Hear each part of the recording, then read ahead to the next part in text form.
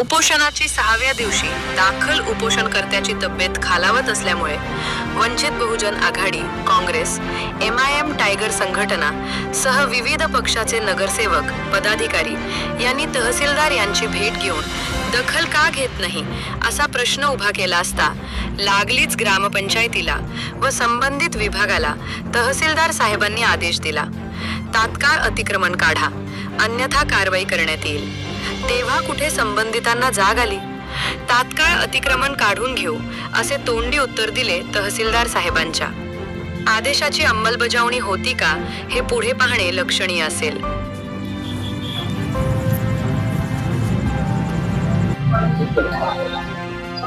जय भीम सर्वांना। मी मंजुषा निंबाळकर, वंचित बहुजन आघाडी जिल्हाध्यक्षा, महिला, लातूर।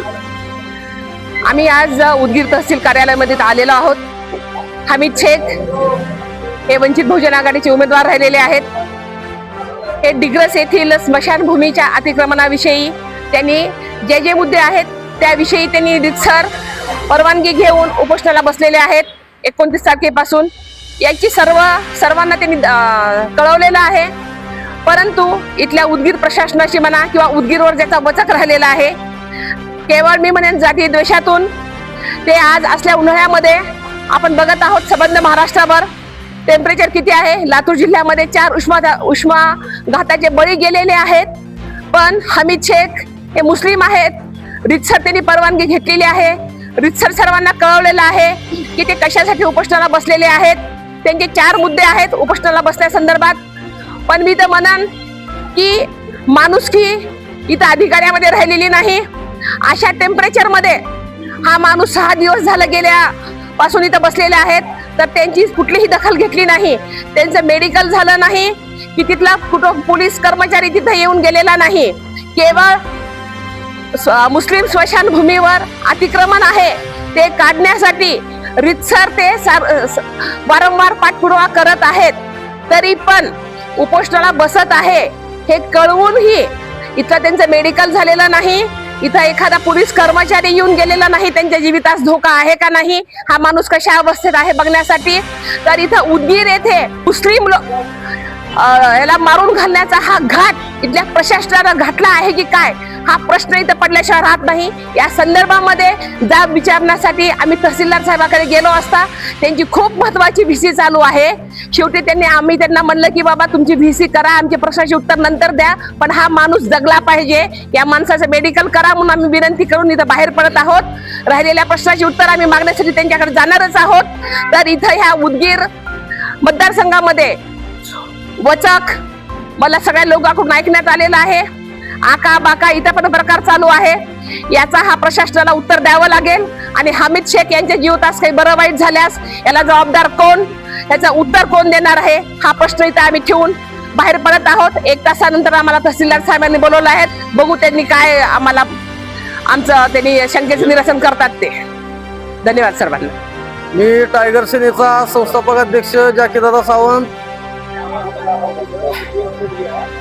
तहसील कार्यालय या ठिकाणी आमचे मित्र हमीदभाई शेख हे 29 तारखेपासून आमरण उपोषणाला बसलेले आहेत, तरी परंतु प्रशासन कुठल्याही प्रकारची हालचाल केलेली नाही। आणि या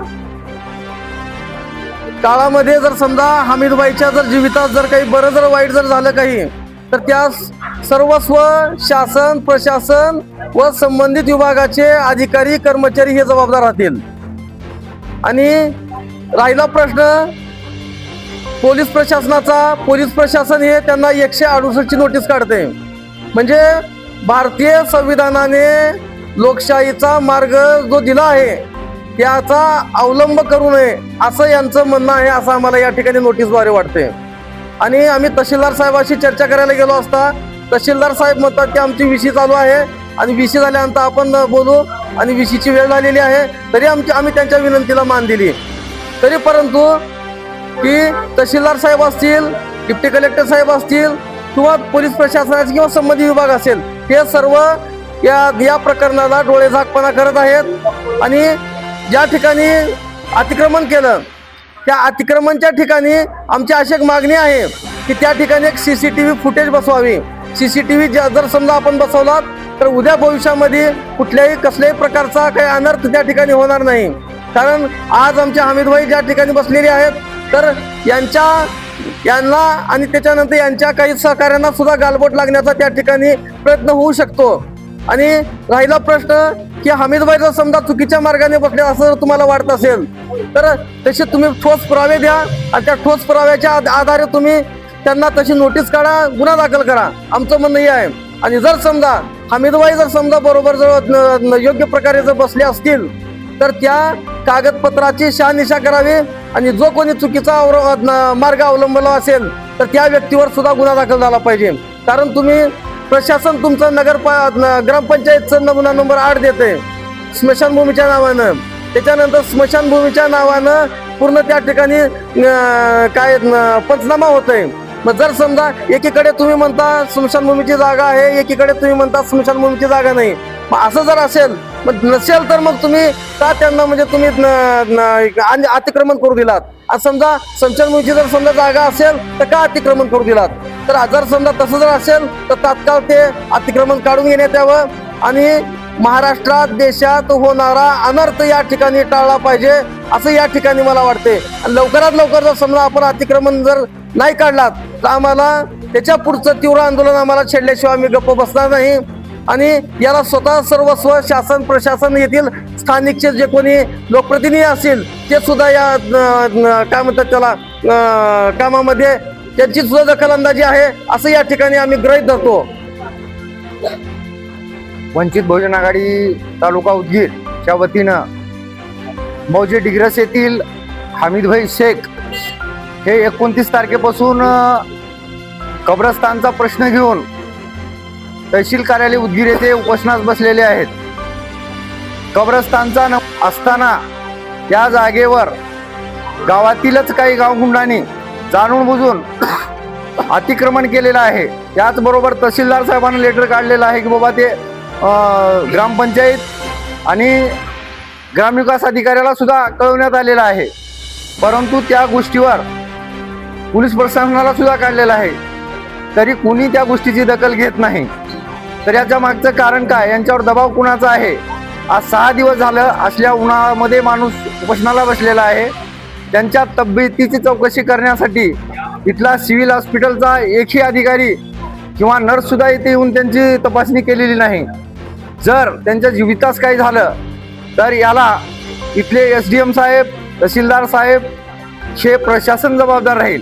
आणि त्याचबरोबर त्या अतिक्रमण केलेल्या ठिकाणी जे छत्रपती शिवाजी महाराजांचा पुतळा बसवलेला आहे, या द्वेष भावनेतून जर काही तिथं जर अनुचित प्रकार घडला तर हा प्रश्न केवळ डिग्रसपुरता मर्यादित न राहता अख्ख्या महाराष्ट्रात विध्वस्त पैदा करू शकतो. त्याबद्दल माझी SDM साहेबांना, तहसीलदार साहेबांना व तिथल्या ग्रामपंचायतच्या सरपंचांना सुद्धा विनंती आहे, त्या ठिकाणावर तात्काळ CCTV कॅमेरे बसून हा पुढील अनर्थ टाळावा आणि या मागणीचा लवकरात लवकर न्याय मिळवून द्यावा. अन्यथा वंचित बहुजन आघाडी खांद्याला खांदा लावून रस्त्यावर उतरेल हे प्रशासनाला इशारा देतो आणि थांबतो.